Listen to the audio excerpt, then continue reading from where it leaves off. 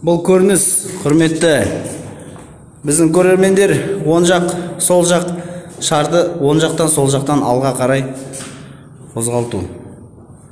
Біреуі ракетканы пайдаланбайды снарядты, екіншісі қолында ракетка бар. Допты соғуға. Өте 100 рет істеу, 100 рет емес. Бірінші оның алдында 100-100-ден оң жақ сол жақ істеп болғаннан кейін, енді аяқтың қозғалысымен істеп жатырық. Бұл шетел тілінде имитация деп аталады, өз-өзіңмен жұмыс.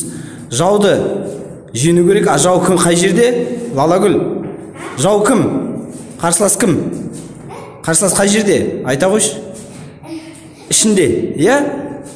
Соның ішіндегі жауды жеңу керек. Өзіңмен өзің күресуің керек, иә? Солай ма? Өте жақсы. Біздің оқушымыз бүгінгі жаңа оқушы бұл Перизат.